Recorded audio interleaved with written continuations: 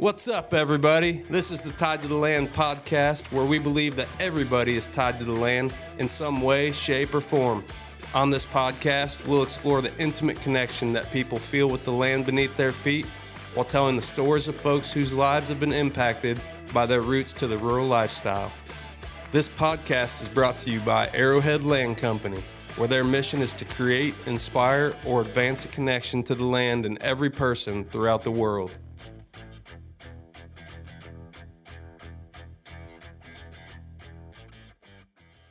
What is going on, everybody? My name is Andrew Schultz, and this is the Tied to the Land podcast. I've got a couple very special guests with me today. Brother Matt Schultz. What's up? And Brother Kyle Schultz, coming at us from Wisconsin. How's it going? Oh, Yeah, how's it going? it's going good, bud. How is it up in the Northwoods? It's pretty good, you know. Pretty good. I see you've got your pup with you. Were y'all getting into some birds today, or is she just riding around with you to appointments? We shot a couple of geese this morning, and then she's been riding around the truck ever since. So I actually, today was a good reminder of why I stopped bringing her on appointments because she just pesters people the entire time we're walking around the woods and just continuously asks them to throw sticks. And I even tell them ahead of time, I say, do not throw the stick one time for her. She will be just at your feet and it doesn't stop. She hits people in the back of the legs with sticks, just is the most annoying partner on showings ever. So I will be leaving her at home if we're not hunting for here on out. See, that's why old Yeti boy, he used to make a good showing dog because he was so chill. He didn't want to retrieve. He just wanted to kind of love on you a little bit. I mean, maybe get some hair on No, you, but she doesn't want to be pet. She doesn't. She just wants you to throw a stick. That's it. And if you try to pet her, she will dodge you. that's funny. Well, I know So, exactly what you're talking about since I have her sister as a dog, as another dog. So anyway, let's get into it. So we're here today because you just killed an elk in Idaho recently, and Brother Matt and I were lucky enough, I guess you could say lucky enough, to be a part of it. Um, you were the hunter. Matt and I did not have tags, so we were the pack out mules. And yeah, I was fortunate enough to have you guys with me, is actually how that goes. Not you guys being lucky. I was the lucky one to have you guys there. did you hear that? Everybody make note of that. Write it Make a record down. of that. Write it down. Write the date. Write the time. Quote Yeah. them. Yeah. Well, man, it was truly our pleasure, despite the pack out. That there was nothing pleasurable about that, but we'll get to that later on in the story. So, Kyle, you've recently been bit with the elk bug, and I guess we're just going to get right into it here. So, how did that come about? How did you know? I mean, Kyle literally has a 25-year plan that he's scheduled out where he thinks that we as brothers will possibly be able to elk hunt in a various state each year. But that all has been pretty recent within the last couple years, I feel like. So tell everybody about how you got into elk hunting all of a sudden, and then we'll get into your trip after that. Yeah. So I always kind of figured that elk hunting was something that a bunch of rich people do and that it wasn't really something feasible for me. And just being able to get away and, you hear about all the different states, how every system's different and the point system. And being from the Midwest where you don't need points for anything, all you have to do is go to Walmart and buy a tag or go online and buy a tag and you get it. So I think the point thing was very intimidating for me. So 2 years ago, one of my good friends from college, his dad, who in his 70s, has some health issues. He asked me because he had drew a tag in New Mexico. He was one of like six people, six non-residents to draw one of those tags, and he had been going out there previously. He used to buy landowner tags out there in this specific unit, and um, he no longer gets landowner tags, but he applied in the drawing and drew one of those tags. And so he had someone lined up to go with him. That guy ended up bailing probably about a month before they ended up leaving. And so he gave me a call and said, "Hey, would you be interested in coming out to New Mexico with me? I've got a camper, I've got all this stuff, I've got spots picked out. I basically just need someone to come out with me and be in the mountains and basically be a pack mule." So I think that everybody has to pay their dues being a pack mule before they're allowed to go out and start shooting elk. So, um, Andrew, Matt, Yeah, that means we're next. but so We're definitely next. I've already been a pack mule and I've shot elk, so you don't need to put the pack mule tag on me again, okay? All right. Well, anyways, so I went out there, had no idea. I've never even picked up an out call or anything. Ordered some calls and started ordering gear so that I could get ready to go. Because I think by the time he asked me to when we were going, it was less than a month. So just kind of scrambling around, have no idea. Was never really something that I considered doing because I never really thought it was possible. So um, ended up going out there. We ended up getting lost the first day. We roll in there. I haven't slept. I've been driving the whole time. It's dark. We end up like getting lost that night on the trail. Keep going. We've got a truck and trailer. We're driving down these super rocky roads and end up finding a spot where we say, yeah, this is good enough, I guess, until we can figure out what we're supposed to do. Um, so we were planning on hunting the next morning. We wake up and Steve's in the camper getting ready, and I go out to kind of just take in the mountains in the morning, and I hear a bugle. So we don't really know where we're at, and we start hearing bugles right away. Ended up getting within probably 60 yards of a herd of elk there. And me as a caller, I remember being so nervous trying to call at this elk in the wild. And I'm pretty sure I blew that scenario completely because of my calling, because I had absolutely no idea what I was doing and I was not confident at all. But hearing that first bugle in the wild, like, just absolutely hooked me. So, um, we went that whole trip, ended up getting in close to elk, never actually got anything. Ended up having one sneak in on 12 yards on us, but never got a shot at anything out there. But I left that trip saying, I'm going to come out here to the mountains every single year for the rest of my life if I can. So I think it was mostly just hearing the vocalizations of those bull elk and hearing the cows. And I think the vocalization really is what hooked me hard. So, The vocalization of it. So I'll pause you. The Schultz brothers debate, at least it seems like it's Schultz brothers against the world. Would you rather hear a turkey gobble or an elk bugle? elk bugle, Elk bugle. no question. No question? No hesitation? Yes. Okay, Matt, how about you? Correct. I'm kind of stuck right in the middle because I think they're two completely different hunts, therefore two completely different sounds. So I can't even like really compare them because I've been trying to wrap my brain around this ever since we got back. And it's just, I don't know. It's in the mountains. I described it as like hearing them off in the distance as like being majestic and crazy and insane. And of course, when we get further into the hunt, we thought they were going to bugle a lot closer. But the turkey, I don't know. You just kind of watch it come in as it keeps gobbling. I can't choose, honestly. I can't pick. Nice. Matt, don't hit the table. Ashley's gonna yell at you if you hit the table. Oh, whoops.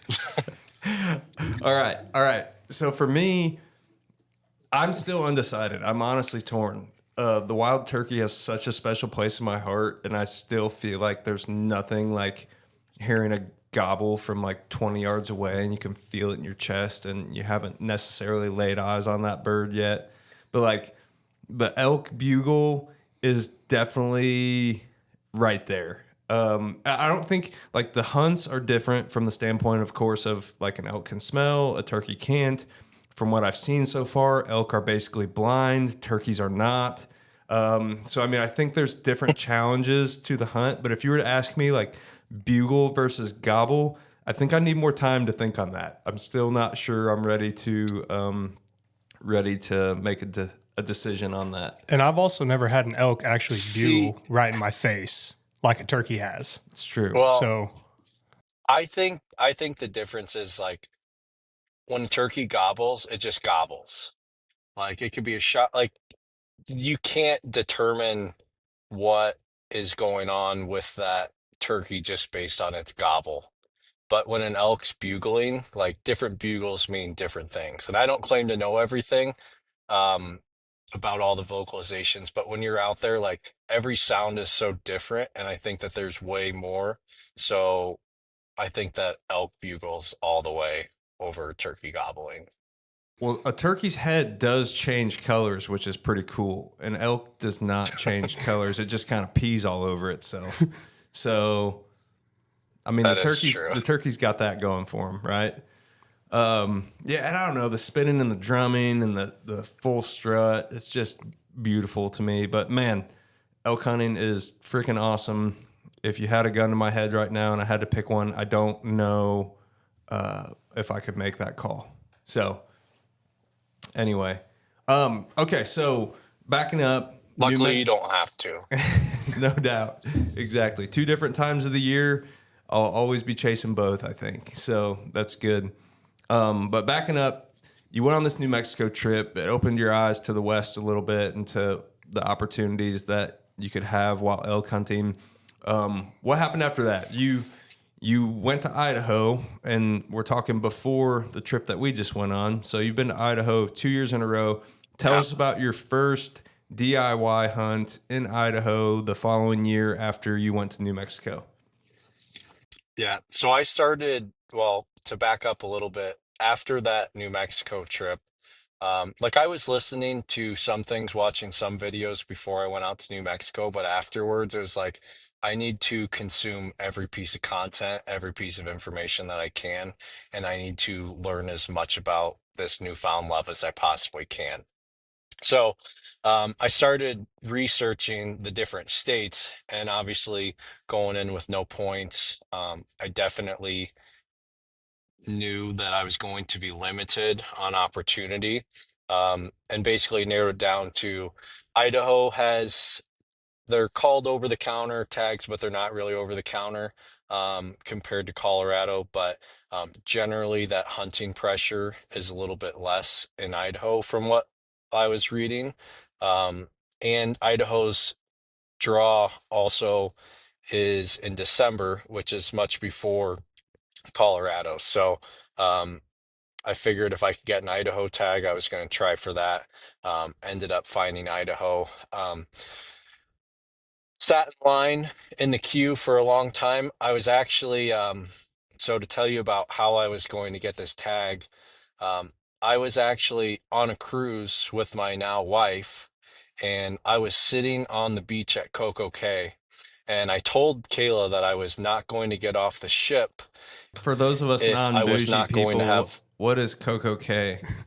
Oh, sorry. Coco Cay is Royal Caribbean's private island. So, Ah, okay. um, okay. lo- yes. December 1st was the day that that draw was, and that was during the cruise. And so I told Kayla, I said, if I don't have Wi-Fi off this ship, I'm staying on this ship until I have an opportunity to get this tag. Luckily, I had Wi-Fi on the island, so I was actually sitting on a beach checking my phone when I had the opportunity to buy my first elk tag. Nice. What a way to do it. But yeah, I was definitely going to make sure I got it. I think I was number like 16,000 in the queue or something. So thought I was pretty hopeless. Um, had no idea what any of the zones or anything were, and just kind of picked one that I was hoping for because I had a list of like 10 of the different areas that I wanted to tag for. All of those 10 areas were gone. So I ended up just kind of picking a random one. Um, Started consuming more. Number one, I wanted to make sure that my elk calling was not going to be a reason that I didn't kill an elk because when I was in New Mexico, I'm almost positive that if I would have been a better elk caller, we would have been able to kill one of those bulls. And I think that me not knowing what I was doing, and my inability to call was the reason that we didn't get it done. So I think I told you guys that I was going to try to be like the best elk caller that I could be, right after that hunt before going into the next one. But started getting a few different courses. I got a course just kind of all about elk hunting, course on e-scouting, course on calling. I mean, I was just trying to consume as much information as possible. And so um, in Idaho, so now fast forward to the trip. In Idaho, they do it based on zones. So the zone that I was in had three different units that I could hunt. There were two units that you did not need or you couldn't drive side by sides or motorcycles or anything on. And so, and then there was one that was open for side by side use. So I was planning on hunting those two units. Like all of my e-scouting, all my efforts went into those two units that you could not use side by sides on because I wasn't going to haul mine out there, and I figured we would be at quite a bit of a disadvantage. So my friend Cody and I, we go out there, and we're driving, we get to Idaho, we're going in the mountains, and we're pulling up like basically to the town where the mountain range is. And it looks like someone dropped like a nuclear bomb over the mountains. There's like just a big mushroom cloud, and Cody's like, you can't see this because you're driving, but that cloud is growing. There's lightning in it, and it is like growing fast. So we had no idea what it was or what was going on, but we end up pulling into a gas station there, and we see all these trucks with U.S. government plates. People are running around like it's kind of frantic there, and we still have no idea what's going on. And Cody's like, we should ask one of these people what's going on. And I'm like, no, dude, we can't act like we have no idea what we're doing. He's like, well, we don't. Like we have no idea what we're doing or what's going on. And I end up like pulling away, and he's like, dude, we really need to ask them. I'm like, all right, fine. So I turn back around, we pull up, and there's a firefighter out there. Well, what turned out to be a firefighter. We said, hey, what's going on? Like, is something happening? They're like, yeah, there's a huge forest fire that we had under control until today, and it is completely out of control, and we have no idea where it's going or how fast it's going. We're like, oh, well, we were planning on hunting over there. He's like, yeah, make sure you have service and make sure you can evacuate like at a moment's notice. So we're just a couple Midwest guys, have no idea what's going on. And Cody's like, I think I read somewhere that like forest fires can move really fast. And I'm like, yeah, maybe we shouldn't hunt that area. And I remember calling you, Andrew, and being like, here's what's going on. What the heck do we do? Um, I think I think you are like, well, definitely don't go over by the fire. Yeah, I was. That's exactly what I said. I And was maybe like, like, well, yeah, well, it looks like a like, pretty good sized unit, and so I'm sure you can find somewhere to hunt that's not on fire or at risk of being on fire. So maybe start there. yeah, yeah. Well, we decided, so there was that third unit. Um, it's actually across the road. It's like a separate mountain range from these. And so we end up going that way. And we decided, well, let's hunt the unit that's not on fire. That would be a good start, whether side by sides or not. Let's go over here. So we start driving up the road, and I'm like driving and trying to navigate mountain roads, which is not a good idea. Because it's hard to drive a mountain road quickly and try to e-scout on your phone at the same time.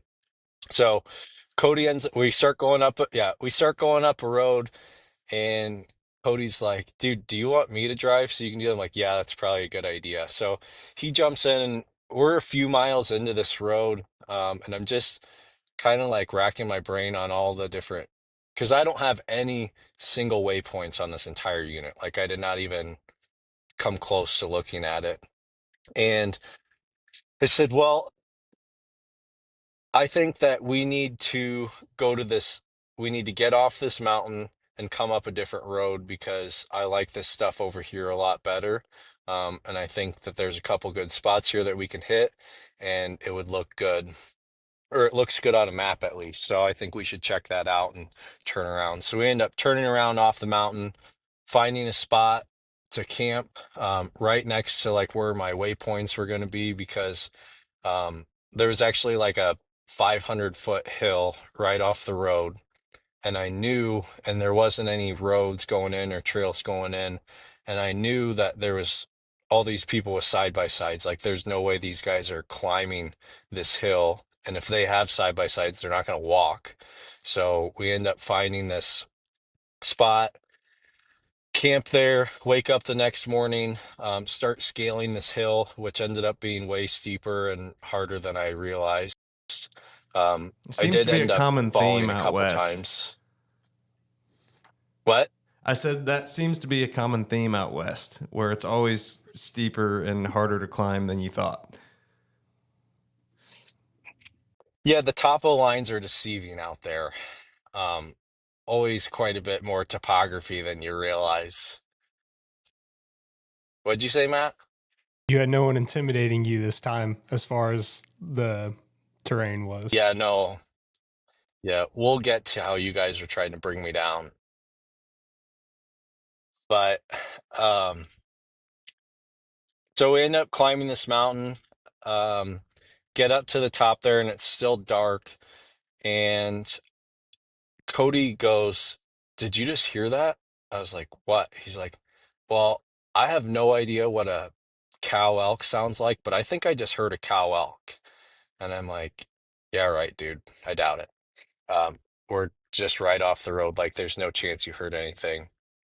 And then I end up kicking this rock on accident, and this rock rolls down on the backside of the mountain. And all of a sudden, I just hear this like deep, nasty bugle come out, and I'm like, holy crap, that is an elk. And I was like, that's not a hunter. So we end up backing out a little ways back down the hill and we sit and we just listen to this elk. I mean, I think he was probably, I didn't like cow call or anything because I didn't really know what to do at that time. Like it was still dark and they were below us. So I didn't really want to like spook them or anything. But I'm pretty sure me kicking a rock and then nothing responding or anything probably spooked them off of that mountain. Um, so they end up going away. We start chasing after them. Cody's like, well, we're both out of breath, but Cody thought we were going to try to hunt him like deer and just kind of sit in a spot. So um, he was not really happy when I said that we were chasing the bugles. So we end up going up a mountain, then down a mountain, then side hilling a mountain, and end up getting so we hear a bunch of crashing because we're trying to work up above these bulls because at this point it's like mid-morning. Our thermals are starting to go up. So I wanted to make sure that, I thought they were going to be going to this north facing slope. I thought there was a bench right up there. I figured they were going to be up there and that's where they were heading. So I was trying to work up the mountain. Well, as we're going up the mountain, we hear a bunch of crashing down below us and we see this little spike come running out. This little spike is chasing a cow and I'm looking and I'm like, there is no way that this little spike is the one that's been making all these noises. Like, surely his bugle does not sound like that. And then we hear more crashing and we see this big 6 point just come and start whooping up on little Jimmy and just chases him out of the area. Um, so little Jimmy ran out of there in a hurry. And so I'm just starting to hear like this elk he's 95 yards at this point, but it's pretty open. I'm like, I don't really know what I can do. So I'm kind of just like, I think we're just gonna have to sit here and watch him. Because Cody's not a caller. So ideally, I would have Cody go back and start calling. But he has he tried to practice his cow calls on the way there, and every time he would put the diaphragm in, he would gag. So he was of zero use when it came to calling elk. And so this elk is like when I talk about elk vocalizations, like he was making every single noise you could make, like moans and groans. He was chuckling, he was bugling, he was glunking. Like it was pretty awesome. I got pretty excited sitting there watching it. Um, but he ended up taking his cows and they went and bedded on this across the way. And I started we sat there, ate lunch, and then we started to see cows work down closer towards us, down towards the bottom. And so we snuck down there and just started calling and trying to call to these bulls' cows. And as soon as I called and made like my first bugle, he just let out like this nasty growl at me, like, dude, stay back, which I had to because of the wind. There was no way for me to go anywhere. But he ended up just kept calling, kept raking trees. And then eventually I'm sitting there looking and I see little Jimmy walking right at me. Little Jimmy came and stopped at 32 yards and gave me a shot, and there was not anything I could do to pass that up. Like, first day of the mountains, have no idea where I'm at. I'm in a unit that I've never even e-scouted. Gonna have to take this one. So ended up getting two arrows in him, and then he took off and crashed and probably went down within 60 yards. So Nice, dude. So you had in your mind already going into that hunt that you were going to kill the first legal bull that you had a shot at. Is that right? well, so I could shoot, and that one was neither sex tag. And I actually had talked to a guy who lived around here, and he used to live in that area, and he used to hunt. And he said, um, "There's a lot of elk in in that zone," but he said there's also a lot of hunting pressure. Don't get picky. He's like, whatever the mountains give you, take. So I didn't really think that I wanted to shoot a cow.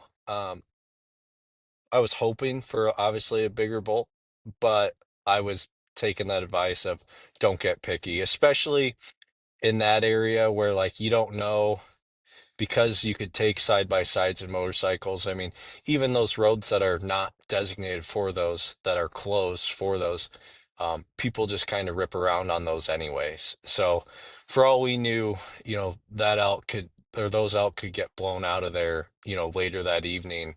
And who knows if we even find another elk for the rest of the trip. So, yeah, the first good opportunity at something that wasn't a cow, I was pretty sure I was going to take. And I think once I got out there and started realizing how hard it was to actually go up and down those mountains and like how fortunate we were to get in on elk, I was like, yeah, I definitely need to just shoot something here. So what do you say to the haters, Kyle, that are like, "Oh, you shot a spike"? What would you say to them? Well, technically, he was Um, a 3 point, or he, not Two a by one. he was a 2 by 1. technically he was a 2 by 1 by about a quarter of an inch. So not a spike. Um, but honestly, like that's one of the cool things about going out west and elk hunting is I don't think, unless maybe you guys giving me a hard time, I don't think I actually anybody said like, dude, you shot a spike, like what are you doing? Like nobody said that. Like everybody has been like, dude, going out west and shooting something, that's a trophy in itself. Like it does not matter how big it is. Like the fact that you got an elk, the fact that you shot something is the trophy. Like, who cares what it is? The fact that you got something and did something that 90% of people that go out there don't do is like the reward there. So I don't know what I would say to the haters other than like, I don't know. I don't know what I would say to them, but I don't think I really got any hate on that spike at all because everybody was so pumped and like honestly jealous that I went out there and did that and actually shot something. So, which is cool, the different culture out there versus like around here. Well, that's exactly what I was going to ask you about. So, how would you describe the differences between the elk hunting culture and the Midwest deer hunting culture? I mean, because it's something we've talked about on this podcast before. Just where we're at with the culture of hunting, not just deer, but like waterfowl, and it's very interesting to me to study where we've gotten to as a culture of hunters. How would you describe the major differences between the two? Yeah, I mean, around here, like if I posted a picture of a spike, I can only imagine what people would say. And especially like on Facebook, like, I'm sure Oklahoma's got the same Facebook groups, here it's like Wisconsin Rut Report or Wisconsin Bow Hunters or whatever. And like, you would be like ripped alive. You could be a kid with the biggest smile on your face and people would just be ripping on you for shooting a small buck or even like a 2.5-year-old deer or a 3.5-year-old deer. Like people just judge you so much for whatever you shoot. And unless it's this big, mature Boone and Crockett deer, people are going to give you a hard time on it. So like most of the deer that Matt shoots, these mature, um, I don't Turds. know if We'll I can just call them. say it on here. Yeah, you Just can. yeah, Yeah, just go ahead and His trademark it. mature turds that he shoots, um, he would be totally ridiculed for those. yeah, yeah. I just hate that that's where the Whereas deer out hunting west, it's culture is. not like that. Yeah, you're right. It is definitely Yeah. different out there, and the people are different, and even like we're technically outsiders, right? But like everybody we met, both before you killed the bull and after you killed the bull, were so welcoming and so like starstruck. Like you were like a celebrity after you killed that thing, and kind of a celebrity before it too, because you were only Yeah. one of 4 non-residents to draw that particular tag. But let's get into that hunt. Yep. So fast forward one more year, you went to New Mexico year 1, you killed Jimmy on your own in year 2, year 3, we mean business. And you drew, I'll never Yep. forget, you drew a tag originally, and then Idaho, and you could describe it better than me, but Idaho has like a secondary application period where you can basically offer to resubmit your tag in order to get a different one, right? And that's what you did to draw this unit. Maybe you can explain Yep. it a little better. Yeah. So you have like in December, they do a lot of their like general units or their general zones, I guess. And you sit in a queue and you wait. And so essentially that's just hoping that you get a lucky number or a number that's low enough so that you can log in and get one of these available tags because they have a set number of tags that they give out. Well, later in the year, they actually do like what most states do, and they have a draw where you can submit an application, say, I'm applying for this unit and this unit, and hope that you get it. And like your chances are super slim, like anywhere from 1% to 3%. Um, and I actually drew one. I still don't know how. I mean, just got super lucky. I remember I got the email. I was talking to Kayla, and um, it came through and it said your draw results like Idaho Game and Fish, and I'm like, oh man, like this is gonna kind of bum me out. And I look at it and said, congratulations, you've been selected. And I was like, oh my God. I like started freaking out and I'm like, oh my God, oh my God. And Kill's like, what? I'm like, I just drew this tag. She's like, so? I'm like, you just don't get it. Like you have no idea the fact that I actually drew this tag and like what it actually means. So she thought like something was seriously wrong and I couldn't talk, but no, I was just so happy that I drew this tag. So That's awesome, man. some people get it, some people don't. That's right. That's right. You can't necessarily get it until you experience it, I suppose. but we definitely experienced it. That's for sure. So in the months leading up to this hunt, you're e-scouting, I'm e-scouting. I don't know what Matt was doing. Matt was like, "Hey guys, I'm here if you need me." Matt was talking about mustaches. Yeah, Matt was the mustache planner. Well, Kyle delivered, I delivered, you did not. Well, I had a mustache. I just had other hair to go with it. So, No, doesn't count. well, anyway, so No, it does not count. It doesn't. you're right. I did not participate in the team mustache because I'm trying to grow a big fall bushy beard that my wife might not like. We'll see how it goes. If I could grow a beard, I would have done it. Dude, your mustache was gnarly though. That's the only way I know how to describe it. It was gnarly and impressive at the Literally. same time. Literally the whole hunt, Kyle's just like this. Like with it, like with his tongue just playing with it. Like that mustache was all over the place. It was going different directions. It was something special. But killing stash, that's what you call that. So we've been e-scouting, prepping for the trip, getting ready. I'm fast forwarding through all that because there's a lot to talk about with your hunt. And we get the date set. You had a wedding that weekend before you were going to go, and that allowed Matt and I to hit the road and get out there a little bit early.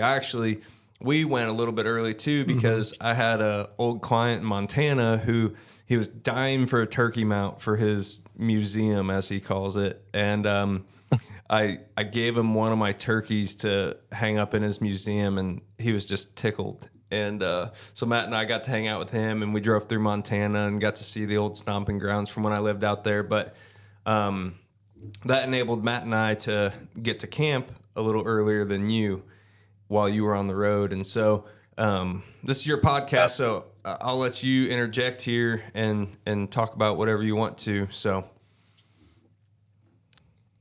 Well, I just remember you guys were pulling in, and I still had like 13 hours to go, and I was so jealous.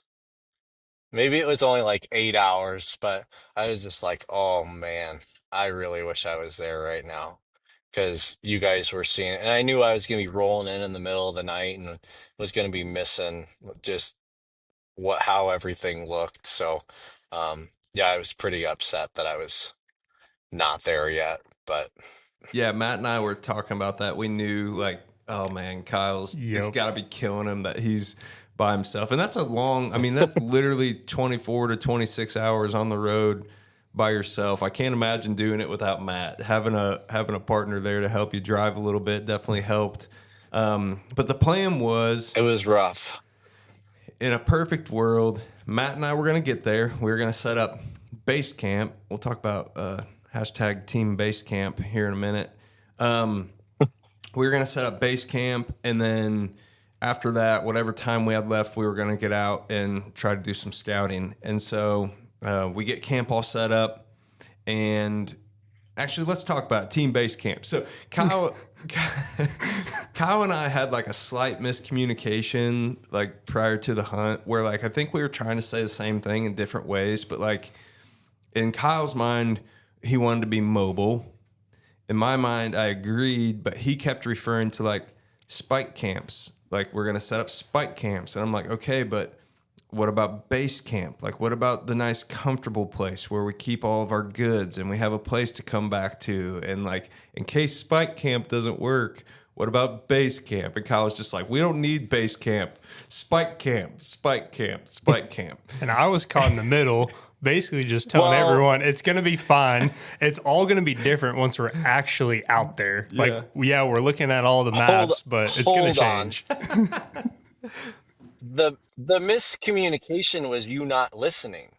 Because after you finally looked at Onyx and was like, oh yeah, like that campsite's right in the middle of all these good spots. Like, yeah, that would be a good idea. I'm like, yeah, that's what I've been telling you. Right. Well, no, I knew that, but we didn't know what we were getting into. We didn't know our water situation. We didn't know if we'd be hiking back out. So anyways, I'm very thankful we had a base camp, because the first night, Matt and I go out there. Kyle's not set to get in till later that night. Matt and I go out just to see what we can see what we can hear. On that hike out, I actually struck up my first bugle ever, my first wild bugle, like to where I didn't even want to believe it. I was like, do you think that could have been a hunter? Like, no. Well, and what was funny about all of it is because we know Kyle's been practicing for like 2 years calling. And so he's been on us about practicing. We're like, yeah, we'll practice on the way up. I don't think we practiced maybe 1-2 times. No, maybe. we didn't practice at all. You might have done your cow call once, but regardless, none. I think I had a diaphragm in the center console, and I put it in and gagged on it, and then stopped after that. Yeah, like that's about how it went. That was it. So I got one. I can't even remember. Sounds about right. I can't even remember the brand, but it's like it's a call. Slayer. Yep. Thank you. It's a call that like you don't need to use a diaphragm for. It's got a reed and a button, and like minimal practice, you can figure it out. Well, I just let out this piss poor bugle, and Matt's like shaking his head at me just like he is right now. He's like, "Oh man, dude, we're not gonna make anything happen." And then one bugles back at us, and it's like way down in a hellhole, and we're just like, holy crap. I can't believe that just happened. And so because you just shock gobbled an elk. Exactly. Yeah. So I've elk hunted, but I personally have never hunted during the rut. One time with a buddy where I brought a camera along, and like we hardly heard a bugle. It was a bad hunt. But I personally never elk hunted during the rut. And so that was a cool experience. And so Matt and I sat there and listened for a little while longer. And then we decided we were going to try to get to a certain point on the map where we knew it'd be a good spot to listen to an area that you'd e-scouted. And then Matt and I would be able to glass some other stuff, #team glass. And so that's what we did. We went to that spot and we listened and we glassed. And so #team glass comes from the way I've learned to elk hunt. Again, not ever really hunting during the rut. I'm like mapping out all these glassing knobs. I'm like, yeah, we should be able to see elk from here. We should be able to see elk from there. And Kyle's like, I'm just going to rip bugles, baby. Like, we don't need any glass. We're just going to walk through the woods and bugle at them and get them to bugle back. And I'm like, yeah, okay, that's cool, but like, what about laying eyes on them, you know? And he's like, nah, baby, bugle all the way. And so we get out to this spot, and I don't think we heard any bugles actually when we were sitting there. Not over there. We saw a bear though. Yeah, we did see a bear. That was cool. And so we start looking around, start glassing, and I see. And we're about 4 miles deep at this point. And I see a group of elk like way over on a hillside. And we mapped out what hillside we thought they were on. And come to find out, they're probably like another 2 miles away. And so we are glassing them. They're so far that you can't even see them through your binos. Set up the spotting scope. Still can't really see them. Hook up my phone to my spotting scope, and I'm able to zoom in on the phone to where we can see like, oh, that's 4 bulls right there. And they were just chilling. No cows with them. They weren't running each other off. I was like, that's kind of weird. Maybe we're on the front end of this rut. And so we're glassing and watching through the phone, and I can see like, oh, there's a pretty good bull. Like, that's a really good bull. And then up from the bottom comes another one, and I'm like, dang, that's a big bull, you know? And they just kind of just start gently sparring a little bit. And then it's starting to get darker at that point, and we're like, okay, we've got some good intel for Kyle. By the time we get out of here, he'll be close to getting to camp. Let's go ahead and start making tracks back, and we can come up with a game plan. So we're walking out, and the plan was the whole time was that on our way out of there, we would kind of bugle as we walked out to see if we could get anything else to strike up, kind of like getting a turkey to gobble in the roost like before dark. And so Matt and I are walking, and I let out a bugle, another piss poor bugle. This one was even worse because I was out of breath. Exhausted. And I'm like, try again, just one more time. he did. He supported me, and so I tried again. It was much better. Much better. And then immediately one bugles at us down in the bottom, and then another one chuckles at us. And we Like look right at in each front other. of us is We're what like, it felt like. Yeah, we're like, that thing is close. And you can look out, and there's just enough light to see this bull out on this grassy hill face walking towards us. Mixed with a bunch of cattle, too. In the midst of some cattle. And then you can see other elk coming out behind him. And then I look up from him, and I'm like, they are right below the road that we're having to walk out on to get back to camp.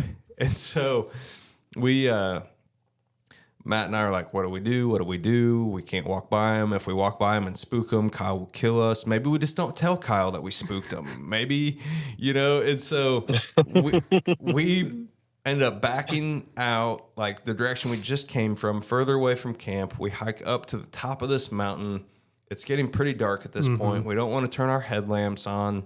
It's very still out that night. In fact, it had been so still that like there were some low clouds where sometimes we would have visibility and then it would go away and we couldn't even see 20 yards in front of us. Yeah, I mean, just a couple of days before we got there, we were talking to the other guys at the camp, and they're like, yeah, it poured on us. So, I mean, half the hike in to get our original glassing The day knob, before you got there. or the day before, and you couldn't see anything for a period of time, and then it would clear out and then cover again. Yeah. And so we hike up the top of this mountain to get around the bull. We're already dying. Like, we just rolled in, so we're still getting acclimated to the elevation. We didn't really know what to expect. We hadn't taken out our trekking poles. By the time we got done setting up camp, it was like 5:30, and we only had like a couple hours to go out and try to find some elk. So we were hoofing it. Well, we end up working around this elk, getting back to the parking area, which was a little further from camp, and we're both spent. I'm really spent. We were dumb and hardly ate anything that day for whatever reason. I had a peanut butter and jelly. And I had a gas station Hawaiian slider. That's it. And like, silly move for everybody listening. Like, make sure you put proper nutrients in your body prior to doing that type of hiking, especially on day one of getting acclimated to the elevation. I was wearing a new chest holster for a pistol with my bino harness and our pack and all our gear, and like my shoulder and trap was really sore because I don't think I had something right. Like, I could hardly lift my arm when I got back. I was like, we're gonna die. Both had bum knees. Matt's got a bum knee, I've got a bum knee, and on top of it, like, this terrain, we knew it would be rugged, but like, it is just so much steeper than you can imagine from looking at a map. And so Matt and I get back to camp, and we're absolutely dead. And I'm just like, thank goodness we have a camp to come back to. And like, we're waiting on Kyle to roll in, and Kyle rolls in. And your hike in was a flat hike on the map. On the map. On the map, yeah. I'm glad you brought that up. Yeah. So like, we were looking at the hike, and we're like, oh, we're just going to go on this ridge top pretty much this whole way, and it's not going to be a big deal. Yeah. Well, what looks flat on a map is really up, down, up, down, up, down, around. I mean, just constant elevation change. And so we get back, and Kyle rolls in, and of course he's amped up, He's like, we going to do this thing? And Matt and I are like, dude, you don't know what it's like out there. You don't understand what you're about to get into. Like, it's brutal out there, man. It's so much immediately steeper. Yeah, you guys are like, dude, it's good to see. You're like, it's good to see you. We got elk, but I have no idea how we're gonna get them out of there. You have no idea how steep this is. This is so terrible. This is like impossible to hunt. There's no way we're gonna be able to do this. I'm like, yeah, okay. I don't think we were that guys, negative. whatever you say. I mean, we were just trying to prepare you. Yes, you did. Well, It's because you were excited because you're like, I'll just dive off in there. Intimidate me. Yeah. And you're not diving off in there Yeah. just on any normal scenario. Like Yeah. you'll be all the way down the bottom and you'll be lucky to get back up. So we were absolutely spent. We were like, okay, Kyle's planning on maybe spending half a month out here. Let's not rush things. You had got in late and were tired from driving. And of course you're like, yeah, I want to see what you guys saw, you know? And I'm thinking, all right, here we go. We're going to do the same thing again tomorrow. And, like literally I'm wondering like, I was getting in the middle of the night. Yes. So I needed to be able to see what things looked like. Yeah. And so we went out, we decided we are going to sleep in that morning, refuel our bodies, and then we'd go out mid-morning and pretty much hunt the rest of the day. So then what did you see upon us going out? It was a lot bigger than I realized. I mean, just you can only look at things on a map for so long until you actually see it. And it was a lot bigger than it looked on a map. Yeah, and Kyle's amped up, just like Matt and I were the first evening when we were hard charging out there. And Kyle's amped up, and I'm like, "Hey, buddy, hey, whoa, slow down. We got to take it easy, you know." And so we get back. Go ahead. Right, we were going up on that first part of the mountain, and I'm like, "All right, let's take a break." And you're like, "We're taking a break?" I was like, "Yeah, dude, we're taking a break." You're like, all right, good. We did not do that at all yesterday. I'm like, yeah, we need to take breaks here and get water because otherwise we are gonna die. So yeah, I'm all about breaks. Yeah. So we essentially made a goal to hunt our way into where Matt and I were the evening before, and we got back there and we saw another good spot where we're like, okay, that would put us closer to where we saw all the elk to be able to glass them up a little better. Hashtag team glass. And then we'll kind of solidify a game plan based on what we see tonight. And then we sat there for a while, and it was still really early before the elk were really moving or talking. And Kyle, you were like, hey, I'm going to work back here, I think, and try to hunt some of this stuff. And I was like, that's a great idea. Matt and I will camp out here and just see what we see. And so you go back and hunt. And we had walkie-talkies, hashtag team walkie-talkie. Kyle was giving me a hard time for thinking that we might need walkie-talkies in the mountains, but came in handy over. And I don't think we ever really used them that much, but I think they definitely could have. We didn't. You're right. But you go back, you hunt. Matt and I are seeing elk everywhere. Yeah. And then we're getting videos through the spotting scope. Matt's popping up over other ridges and seeing elk on other hillsides. I'm seeing bulls, not in the exact same area of where we saw them the night before, but, you know, in the general vicinity. It's like a ridge over is really where they all were. Yeah. And so... And I didn't see anything. Yeah, you didn't see anything or hear anything during daylight, but then by the time we ended up catching up to you on the trail, you were waiting for us to get out. You're like, there's been a bull down here screaming his head off. And I'm like, yes, that's the one I got to bugle last night. Like, how are you going to hunt him down there, Kyle? You're like, I have no idea. Yeah. And so we make the hike out that night, and we're talking on the way back about what we're going to do. And because essentially where we were seeing all the elk, it would put us about 6 miles from where we'd been camping. And if we could move around to the north side of the area we were hunting, that would put us only 4 miles from the elk that we'd been seeing. Yep. Mm-hmm. And so you actually, I think it said, yeah, we'll go back, we'll pick up camp, and we'll head over there. Hunt them in the morning. And I'm Pull an all-nighter. I'm like, he hasn't made this hike back yet. And so we get back to camp that night and make the decision ultimately that we're going to sleep in, and we'll pick up camp when we wake up and move over set up camp, see what we see, and then go hunting that evening.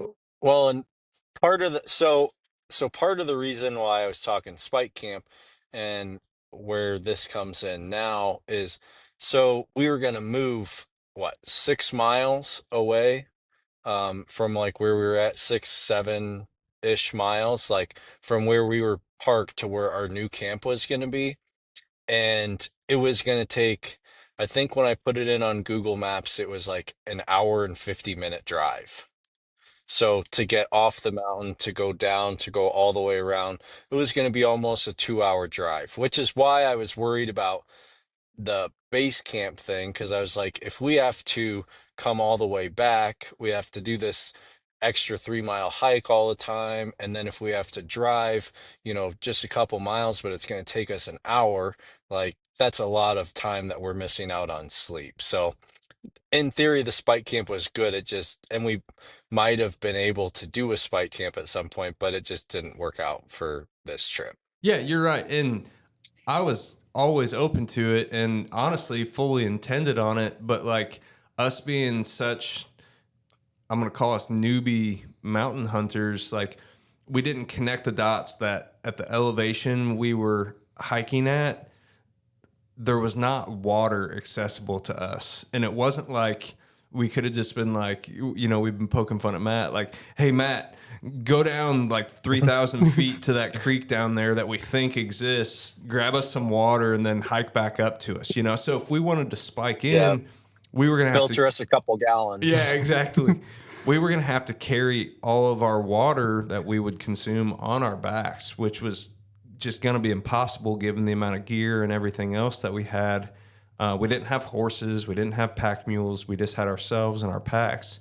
So it essentially made a spike camp unrealistic because we wouldn't have had water for any extended period of time. So like Kyle was saying, when we packed up camp the next morning, we drove around, came in from the north side, set up camp again, and then it was probably, 4 o'clock or so? And that was the other hard thing about this trip. We kept hopping back and forth between mountain time and I guess it'd be Pacific time. We were like Yeah. right on the threshold. So like we would hike out and the time would change on us and we wouldn't be sure like when sunset was or how much time had gone by. Like it was really confusing. It added an extra element to this trip. But I would argue by the time we go around, get camp set up, this is like the first time we're going out with the intent to kill, like we're done doing Yeah. recon.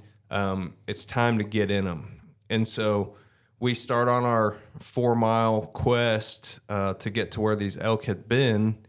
And this hike was not easy, but I would say it was definitely easier than coming much in easier from the south, right? And we got started. So, Kyle, take it away, man.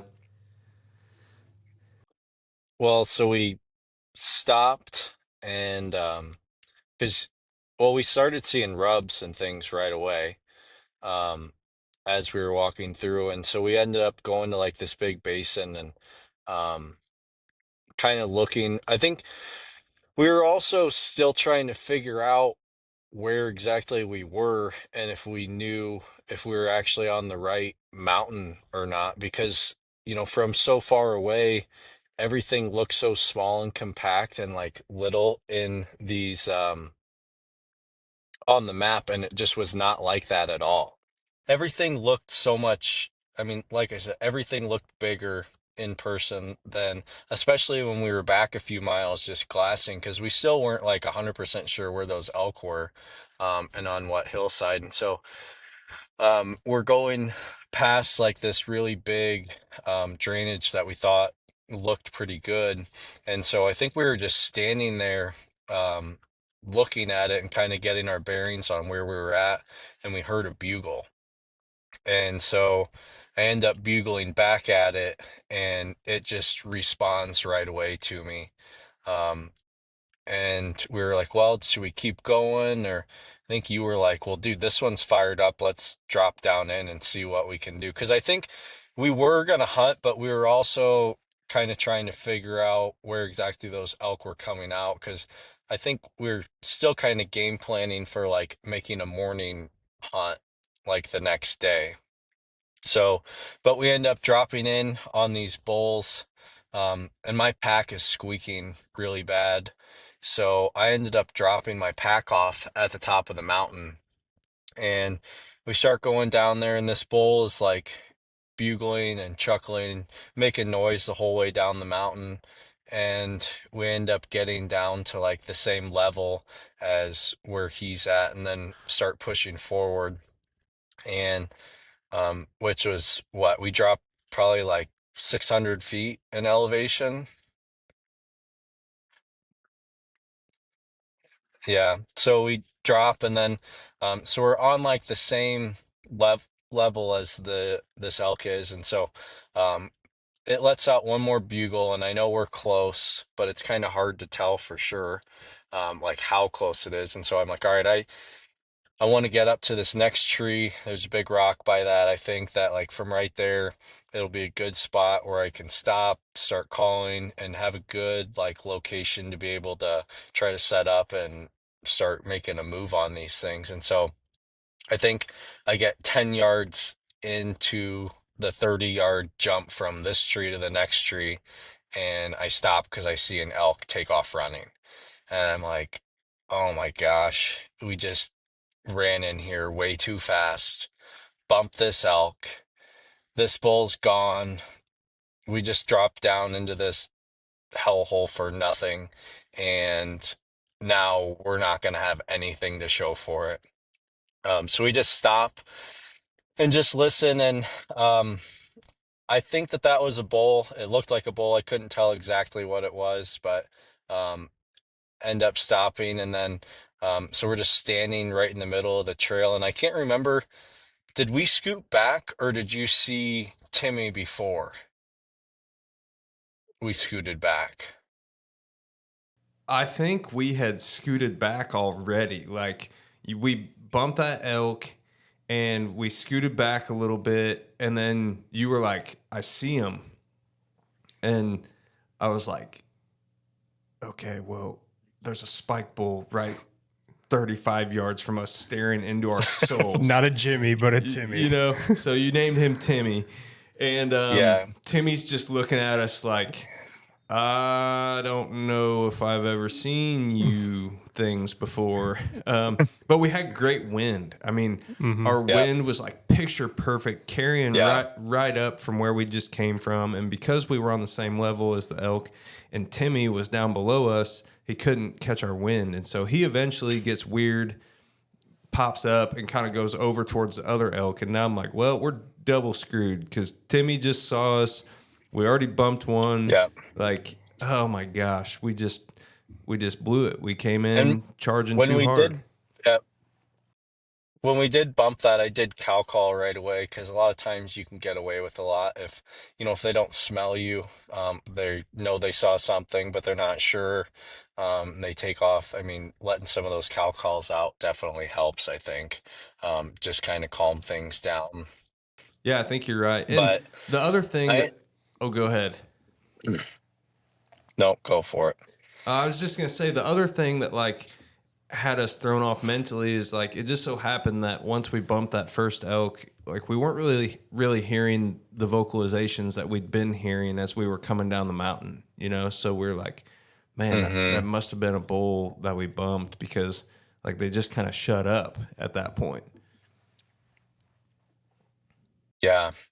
And I end up looking up down this trail and I can see antlers like moving around. Um, and this bull is staring at us. And he keeps staring at us and he ends up like I don't know how long. It seemed like forever. Like I remember getting in staring matches with these elk and it just felt like so much time was going by. And I have no, I mean, it could have been like 45 seconds for all I know, but it just felt like forever that this bull was just head up, just staring at us, looking. But like with a good wind, we weren't super worried about it.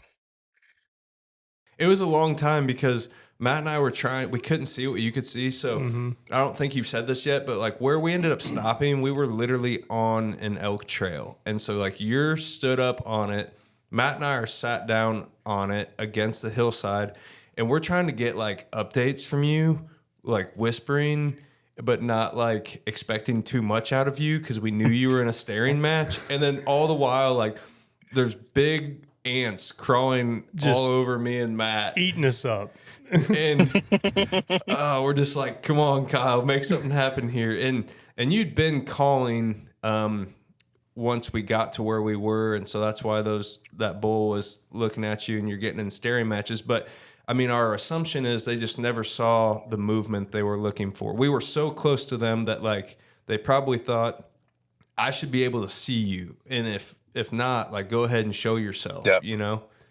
Well, and I don't remember if before Kyle you saw that bull just turning and showing off. I remember seeing a bull coming up from the bottom, coming up the mountain, but it was just like for a split second. So I don't know if that was that same bull or if that was another one. Oh yeah. Yeah, I don't know. I remember seeing that one too. But yeah, it was funny because Andrew's like, "Where is he? I can't see him." I'm like, "Dude, he's right there. I can see his antlers. I can see his face. I can't see him. Where is he?" I'm like, I "He's was right in front of not. us." I was not. You're And making I me think out. Matt could see him. I could see him. Matt could see him, I think, but you couldn't. And you guys were like in the same spot, but it was just something must have been in your way that you couldn't see. And I'm like looking back, I'm like, "He's right there."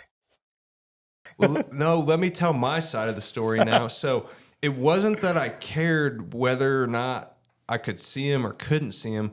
I was trying to get the play-by-play from you, like to understand what was going on. You know, so like I was asking you, like, can you Right. see him? Like, yeah, he's right there. I'm like, okay, where? 2:00. You know, I'm like, okay, I can't see him. Keep us updated. We're getting eaten alive by ants, and the sun is really hot, and we're in the middle of this elk trail. But all right, you got this. So anyway, Yeah.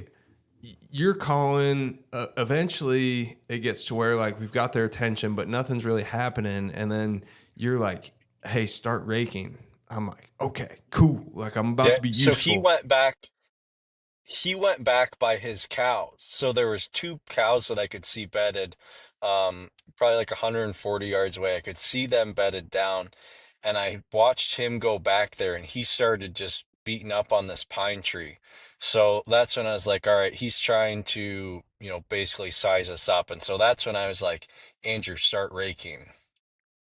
Okay. And I left out one of the most important parts of the story. So like there finally gets to be a point where I can see bulls, or I saw a bull, and I look through the binos and I'm like, holy crap, that's a freaking giant.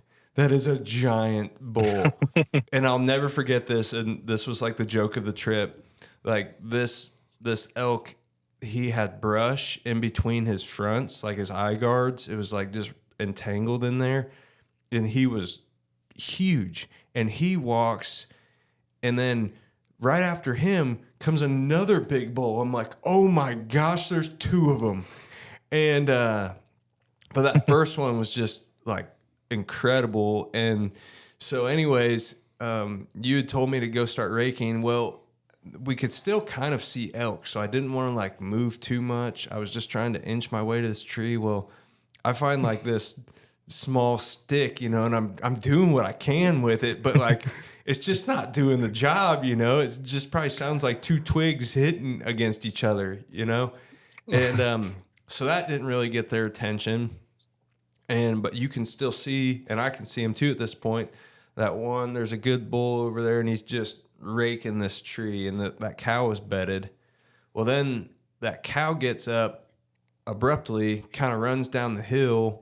The bull kind of clears out, and we're just kind of like, we don't have elk in our sights for the first time. And I remember asking you, like literally asking your permission. I'm like, Kyle, do you want me to walk away and cow call and sound like a real cow? And then I'll try to like rake further back. And you were like, you kind of like, you didn't snap at me, but you were just like so decisive, which I appreciated. You were like, yeah, do it. And so, and then of course, Yep. the ongoing joke is that like, I can't call that well. Matt can't call that well. So I know Kyle's got to be standing there thinking, oh gosh, let's see how this goes, you know? So I don't have a diaphragm. I've got this reed call that I was relatively confident with. Not great, but like decent enough confidence where I was like, okay, well, nothing else has worked to get this bull in, so I'm just gonna do this. So I start walking away, meow, meow, meow. And I'm just like, oh yeah, I'm doing the thing. I'm a hot mama. Yeah, he's getting creative with Yeah, it. like come on, buddy, come on in. Yep. So I get back, and I'm telling my viewpoint of the story here. Obviously, I don't know what's going on in front of them. I find what I refer to as like the glory log. It's like half stick, half log. Like it's perfectly straight. It's doesn't have a bunch of side branches. And I pick this thing up like this is the raking log sent straight from the heavens. And I look up and I see this tree, and it's got like a nice green bush in front of it and lots of little twigs that could be broken. I was like, that is thy glory tree. I will rake the crap out of this tree. And so I just start raking, and I'm like watching them. Well, evidently, you guys see the bull at this point, and you're trying to tell me like, Yeah. stop raking, like you're signaling with your hand. Matt, Like go Kyle's ahead. putting his hand down, and because this elk came out of nowhere. Yeah. Yeah, that bull, once you left and worked away and started raking the tree, that bull like started walking up, and I thought that he was gonna try to catch our wind. I thought he was gonna try to get above us and try to figure out like what was going on, like, and all I'm sitting there and you're raking and you're letting some cow calls out and raking, and then this bull just pops out of this pine tree at like 30 yards away, and I had no idea that he had closed that much distance. And so immediately I'm like trying to signal. I'm like, Andrew, stop. I'm like throwing my hand back, like, stop, stop. And you're just raking away, just going to town. And I'm like, dude, he is gonna see us. Oh my gosh. I try to slowly turn my head and try and mouth like stop, just stop, and he evidently stops eventually. Yeah, well, so what happened was, dude, I'm raking so aggressively, like I'm like getting winded, you know? I'm like, come on, bring him in. And so I don't ever see Kyle motioning to me to stop, but I guess I happen to look up after the fact, and I'll never forget, I see his shoulder, and it's like 10 step. Like, and if you're a bow hunter, you know what I'm talking about. Or like it looks like something's about to happen, like hand on release. I can't see really his bow or his hands, but like I can see his shoulder. And I'm like, he must be getting ready to shoot. He must see him. So like I stop and I'm just watching. And then I see the elk pop out what looks like it's got to be right in front of him. Well, come to find out, he pops out at like 25 yards, hits the trail that you guys are standing on, that I was on, and turns and beelines right towards you, facing you, frontal, walking towards you. Yeah. Yeah. I'm at full draw as he's walking down because like I think he's gonna give me a good broadside shot, and I'm literally about to stop him with a call, and he just turns and starts walking right at us. And I'm like, all right, well, I guess it is gonna have to be a frontal. So he comes in and he's walking, he's got his head down for a while, and I'm standing right on the trail. Like Matt's sitting on the trail and I'm standing on the trail that this elk is walking on, like is going to walk right on us if we don't do something. And he lifts his head up to where like I have a good shot at his vitals, and I pull the trigger. Totally not a great shot. I like jerked a little bit and, did not have that great. So I pulled it a little bit and I saw it hit like on the right side. I knew it was still inside his chest. But I just pulled it probably 6 inches or so over. And immediately I see the arrow sink in and I see like a thing of blood pop out as he turns. Um, and he starts running down the hill and I immediately start bugling to try to get him to stop. And he does end up, yep. And he does end up stopping at the bottom of the hill. And he's just kind of like hunched over and he's kind of like picking his leg up and kind of like almost looks like he's pawing at the ground a little bit. And so I'm immediately like, got another arrow knocked, like trying to figure out, all right, like let's try to get another arrow into this bull. Because I wasn't 100% sure on the shot. Was almost a little worried that I hit him in the shoulder just because I knew I pulled that shot a little bit. So I end up running. He starts walking. I like run up to basically where he was standing when I shot, and he was in this little clearing, and he stopped again. And I ranged him at 67 yards and dialed my sight and drew back, and I shot. Saw the arrow looked good, buried in, past the knock. Thought it was like a little far back, a little low. Um, which so he takes off running, bugle again, and then you kind of come down and we're waiting to listen for him to crash and nothing, we don't ever hear him crash or anything. So we're kind of just standing there like kind of celebrating, but also like not really sure what to think at this point because we didn't hear him go down. Yeah. Yeah, no doubt. So I think we end up while we're talking, we're like, okay, Matt, start looking where he shot him the first time, see if you can get on blood, because we couldn't really find blood right away. Mm-hmm. And maybe start looking for his arrow or part of his arrow. Kyle and I will work down, because you were really confident of where he was standing on the second shot. And so we start working down. Yep. And, man, this is where, like, I don't think we could have done anything different other than maybe just wait a little longer to see what happened. We probably went down 15 to 20 minutes after that second shot to try to see what we could see. And it's not like we were being real aggressive or anything. We're just like, okay, you got 2 arrows in this bull, what seem to be vitals. Like, let's see what we can see. And we've obviously tracked lots of deer before, and you always give them plenty of time. Well, you underestimate how strong and tough these animals are to begin with, especially when they're rutted up this time of year. And so we go down, find great blood, or maybe we were even on our way to get to the shot site, and we bump him. We were like halfway, so probably like 30 yards down the hill. And that's when I saw him like hopping down the hill further. Yeah. And my first immediate thought is, the first time we bumped him, oh my gosh, he went further down the hill. Like, oh no. And another thing too is, like, we were so far deep in this trail already. We're already down this mountain. It's getting dark. We had to try and figure out what we were dealing with too. Yeah. So, I mean, like, should we have waited longer? Probably. But we're also trying to work with the best time we had. Yeah. And so Matt, we see him at some point, and he's holding up like 6 inches of arrow, like with just the fletchings on. And we're like, well, that's good, And we wait. I don't know. I would say at that point, after we bumped him, we wait another 35, 40 minutes. Like, it'd been like an hour basically since you shot him the first time. And we're just talking about what to do. Yep. Well, we pick up the blood trail, and there's really good blood. And then we hadn't trailed it very far, and all of a sudden you're like, there's an elk. And you're like, it's him. And I'm like, oh my gosh, you're kidding me.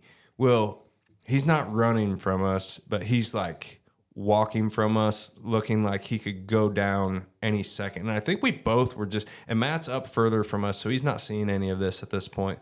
But I think we were both just like almost thinking he was going to go down right then and there. And then I'm finally like, hey, knock another arrow.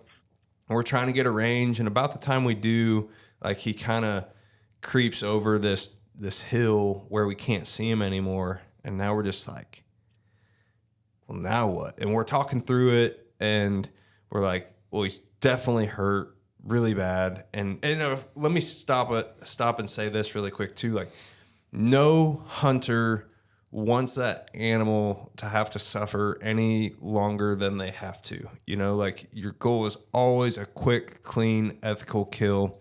And come to find out, Kyle made 2 great shots on this elk. One probably blew right through one lung, and then the other one turned out to be the opposite lower lung. Like, you made 2 amazing shots on this animal, but they're just so tough that sometimes you witness those last moments of them living. And like, so all of this happens a lot faster than it sounds. And you do the best you can. And sometimes this is just how these stories shake out, you know? So we're talking about what to do. And we're standing there saying, okay, well, we can come back and get him in the morning. He's going to be dead. You know, the meat will be fine. He'll be cool. It'll be cool. Your pack's up on top of the mountain. And while we're talking about all those things, we hear him crash. And we're like, okay, well, he's probably done for good, but like, given the experience we just had, maybe he's not, you know? And so we had made up our minds we were going to back out, come back in the morning, go to where we had last blood, and then hopefully he'd be right where we heard him crash.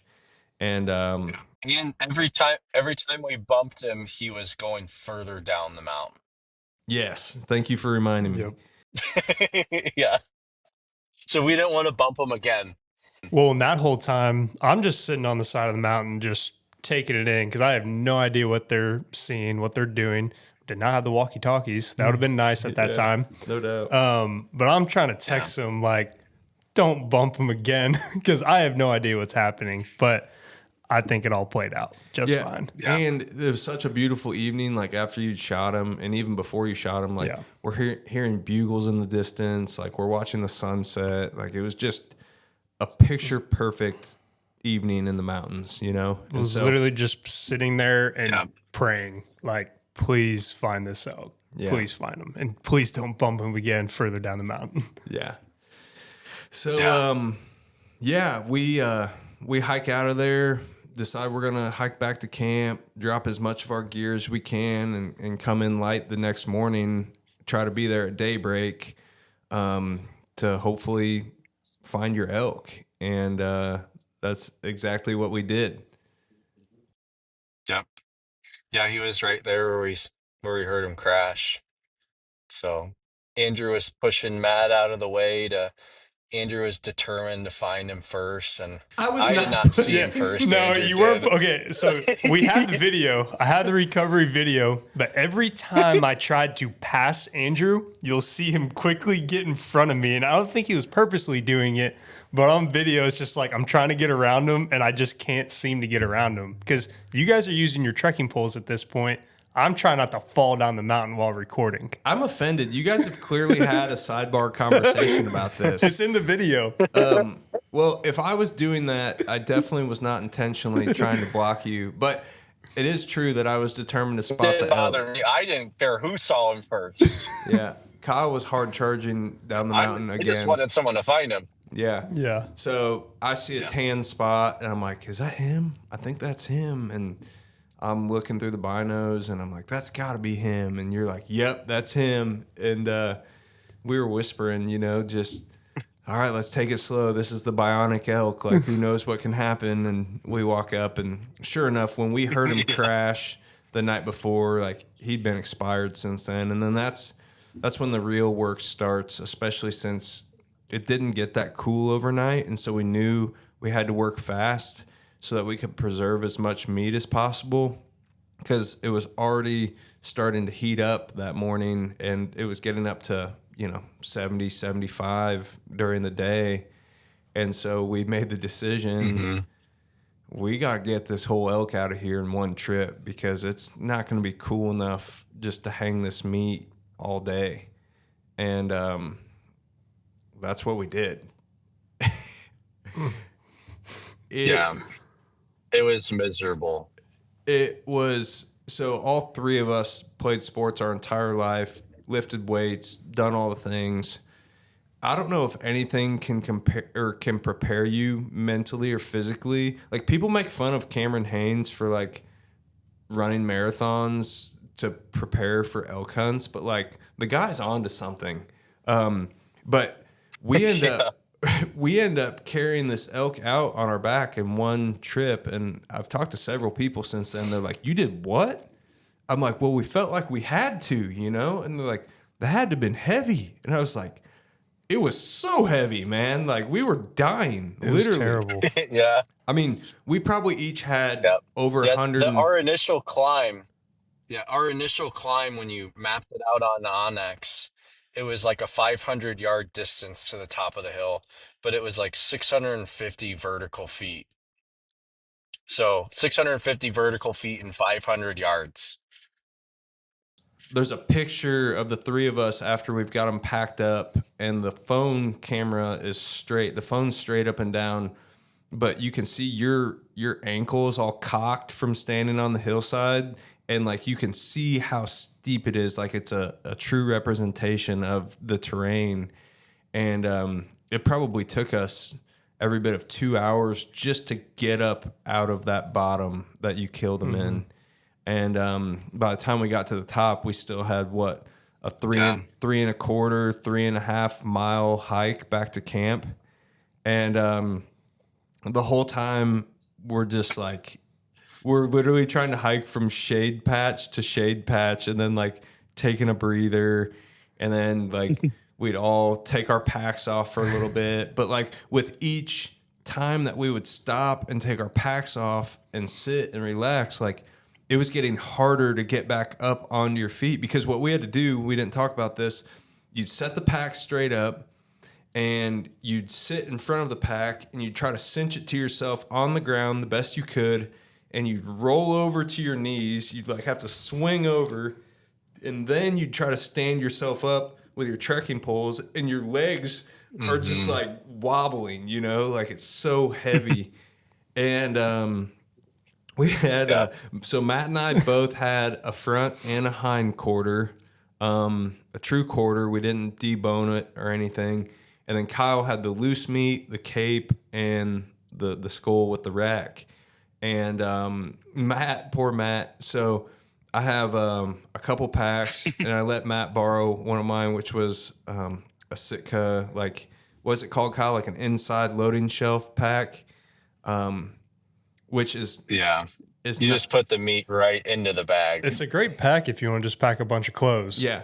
Well, we can't, it's not really designed, I don't think, to like fit 2 quarters at once. If it is, like, again, we're newbie elk hunters, so like elk hunting is one thing. Understanding all the straps and buckles and compartments on these fancy packs is like an education class all by itself. And so Matt pack. Matt had this elk quarter sticking out. You can see it in the picture. And it kept like hitting him in the head. And he was whole hike. He was getting so mad. And we're hiking back. Every time I readjusted it, that whole quarter would smoke me in the back of the head.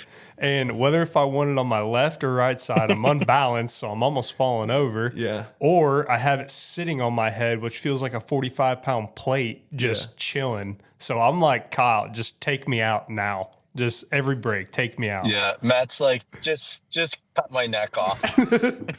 He did. He kept saying that. And these guys are low-key mad at me because my pack is like arguably packed the best. It's a nice pack. Like, it's built for it. I'm not trying to like say that I did a better job. It's just the pack seemed to manage it better. And Kyle had the rack, which was awkward. And but anyway, so we're getting out of there. We've run out of water with 1.5 miles left till camp, and we're talking. And I think it was Kyle, or maybe it was both of us. We're like, Well, this went from really hard and sucky to like, man, I hope we don't die out here. you know? I mean, at one point, Yeah. at one point too, to touch on how bad it was and the pack, when I tried to get up, the weight took me forward and I did a somersault with the whole pack on my back. And you guys thought I was just Slow joking motion around. I somersault. knew you weren't, but Kyle was like, Matt, what the heck, man? And Matt's like, dude, I couldn't help it. And Kyle was like, oh, I thought you were trying to be funny. No. Like And, at that point, we're like, yeah, I don't know how we're going to make it out of here. it was the most graceful slow motion somersault I've ever seen, but like you landed it somehow. And so now we're all kind of laughing, and then we take one more break, and Matt's trying to get back, and every time he'd stand up, he'd kind of like jump to hike the pack up on his back where it was supposed to be, but that quarter would hit him in the head. And he'd just get so mad. And so one time, like, I offered to help him, like, man, just let me help you adjust it. And we're all exhausted. We're tired. We're thirsty. We're dying. Like, and so Matt kind of snaps back at me, and I snap back at him, like, don't snap at me. And then like Kyle's like, well, both you shut up before I snap at both of you. And then I was like, do it. And I turned towards camp with like a mile left, and I just like trekked back. And I tell you this part of the story to remind everyone that like it's so much more mental a lot of times than it is physical, because when Matt got me all fired up, like that was just what I needed to charge hard Yeah, the you're rest of the welcome. way. I know, thank you. Thank you. I don't know if I would have made it without that. And so I get back to camp, I'm like, there's no way those guys are anywhere close to me because I was grooving. And I grabbed some water bottles, like feeling bad about leaving them behind. And I was like, all right, I'll go back and meet them on the trail and give them some water to help them finish this leg.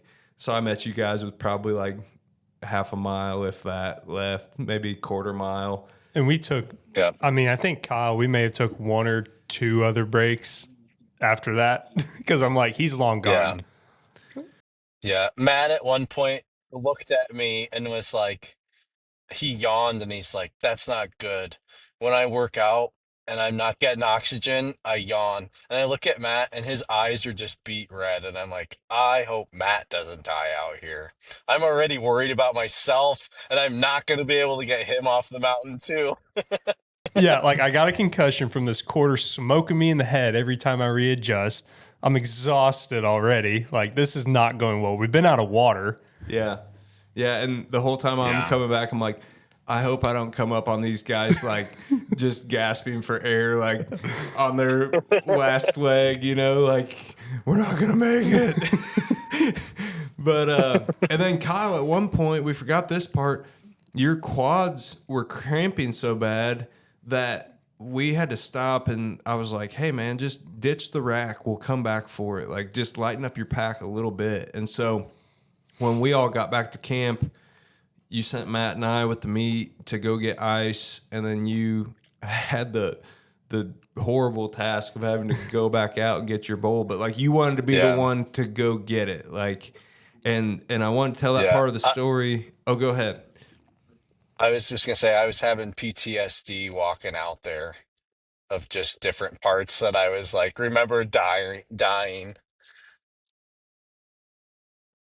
The reason I bring that part up, and it was awesome because Matt and I got back from getting the meat on ice, and we'd been at camp maybe 5 minutes, and here comes Kyle. Like it looked like a scene out of a movie. He's got the elk on his back, and he's fist pumping like we made it. I'm like, let's go. But like, tell everybody you had a moment when you were out there by yourself, and I just want you to tell everybody about that moment, that the way you described it to us. Yeah, it was after I got the elk, and I was walking back, and there's like this big open ridge, and it like the views there was beautiful, and um, I was walking back, and the sun was kind of behind me, and I could see my shadow walking, and like there's just a big like elk. The antlers were just like surrounding my shadow, and like I just kind of stopped for a second Like I'm at the top of this mountain and I'm looking out and it's like just the most beautiful view ever. Like the sun's kind of starting to go down and just kind of reminded me of like how blessed I am. Just how many good things are going on. Like the fact that we're here, we're in the middle of the mountains. I just shot a bull in like this incredible area. We just had a miserable pack out that we got out. Like the fact that you guys were there, going through that with me, for me, to be able to get that out. It just like, I don't know, it just really hit me like all the different things going on in my life, like how fortunate I really am to like be there in that moment. Um, and obviously, like you guys weren't with me, but knowing that you guys were there with me for me was like just it was a hard feeling.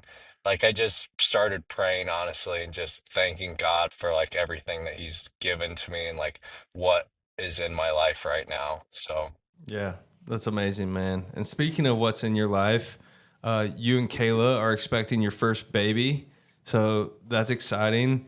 yeah, Now, yep. I'm We haven't made that public, but I guess here's where we're dropping it. oh, okay. Oh, I definitely thought we were far enough along that maybe that's public. Mm, well, it's pretty much public. We just haven't made a post. An hour and 37 minutes into this thing, so if they make it to this point, they deserve to hear it. They deserve to know. Yeah. Yeah. Has that become more real since, I mean, for those of you that don't know Kyle, like he gets hyper obsessed with like whatever thing is on his brain. So like now that the elk hunt is behind you, has it sunk in more that like you're getting ready to have a baby soon? Not yet. Um, Next week we're going in for the ultrasound to find out if it's a boy or girl, and I think that's when it'll really hit me. Cool. But That's awesome, man. Well, dude, I think we're just far enough removed from this hunt to where I'll be willing to embrace the suck again. Hopefully, I'm ready to go back. yeah. Kyle and I were just talking about that the other day. We're like, well, let's just go do it. yeah. So when Matt and I have a tag, you're gonna be our pack out mule, and I'm looking Yeah. forward to that. Yep, that'll be fun. Well, man, let's wrap this thing up here. So I like to ask everybody, outside of elk hunting, I know that's what this whole podcast has been about. So it would be an easy cop out to say that elk hunting is what makes you tied to the land. But like, if you had to describe why you're tied to the land, what would you say? Um, I feel like it's just that kind of like that experience I had on the mountains there.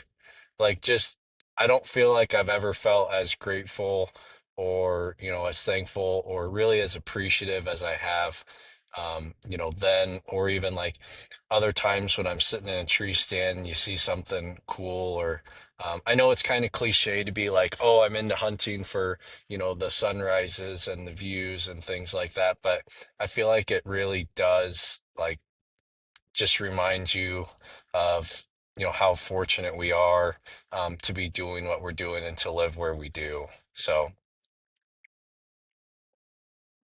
I don't know if that's the right answer or not that you're looking for, but I do feel like very connected to God and to the earth and like being able to share it with family members. Like that's my favorite thing now is being able to share hunting memories with people that I care about. I mean, it like going and sitting in a stand by myself just doesn't sound as appealing right now as, going and doing that or me and Kayla going out to go hunt or go hang out with friends in the duck blind or something. I mean, that I feel like that's really like what I've been looking forward to most, and even going out with my little BB here. So, um, that that now she's tired. Can you see her? I love that, man. That's a perfect answer. Well, we appreciate you coming on, brother Kyle, brother Matt. Appreciate you being here too, so that we could tell the story. Now, instead of having to retell the story like I've done probably 20 times, I'll just direct people to this podcast. And so, I don't think we left Yeah, anything out. We didn't spare perfect. any Bump those details. numbers up. What's that? I said bump those numbers up. Bump the numbers up. Oh, okay. I got you. I got you. So, man, thank you for being on here. We appreciate you. I'm Andrew Schultz. Got brother Matt Schultz here with me. Brother Kyle Schultz on the camera up there in Wisconsin. And we'll see you guys on the next episode. Thanks so much.